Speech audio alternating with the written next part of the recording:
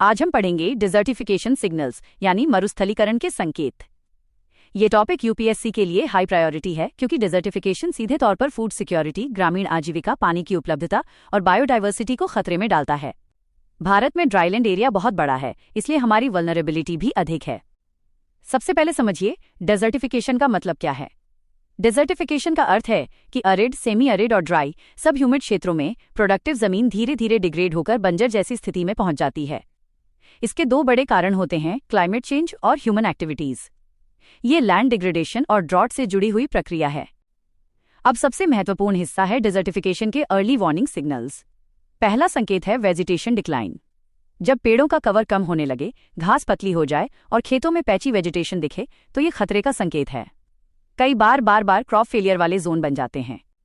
दूसरा संकेत है सॉइल डिग्रेडेशन, टॉप सॉइल का हटना, मिट्टी पर हार्ड लेयर यानी सॉइल क्रस्ट बनना, ऑर्गेनिक मैटर कम होना और फर्टिलिटी घटने लगना, ये सब डिजर्टिफिकेशन की शुरुआत बताते हैं। तीसरा संकेत है विंड इरोजन। अगर डस्ट स्टॉर्म्स बढ़ने लगें, खेतों में रेत जमने लगे और नए क्षेत्रों में सैंड ड्यून्स बनने लगें तो ये गंभीर चेतावनी है। चौथा संकेत है वाटर स्ट्रेस, जैसे ग्राउंड वाटर लेवल गिरना, तालाब और कुएं सूखना, गर्मियों में नदी का फ्लो कम होना और मिट्टी में नमी रुकने की क्षमता घट जाना। पांचवा संकेत है सैलाइनाइजेशन और एल्कलाइनाइजेशन। मिट्टी की सतह पर सफेद नमक की परत दिखना, सिंचाई के बावजूद फसल का खराब होना, ये अक्सर कैनॉल इरिगेशन वाले ड्राई क्षेत्रों में देखा जाता है। छठा संकेत है एग्रीकल्चर प्रोडक्टिविटी का गिरना। प्रति हेक्टेयर यील्ड कम होना, किसान का लो वैल्यू क्रॉप्स की ओर शिफ्ट होना और फॉलो लैंड बढ़ना डिजर्टिफिकेशन की ओर इशारा करता है। सातवां संकेत है ओवरग्रेजिंग। चरागाह खराब होना, देशी चारे वाले पौधों का गायब होना और लाइवस्टॉक प्रेशर का कैरिंग कैपेसिटी से ज्यादा हो जाना। आठवां संकेत है बायोडाइवर्सिटी लॉस।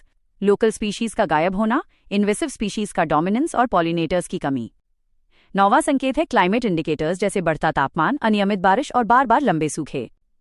10वां संकेत है सोशियो इकोनॉमिक सिग्नल्स, ग्रामीण पलायन बढ़ना, किसान कर्ज बढ़ना और पानी व चराई को लेकर संघर्ष होना।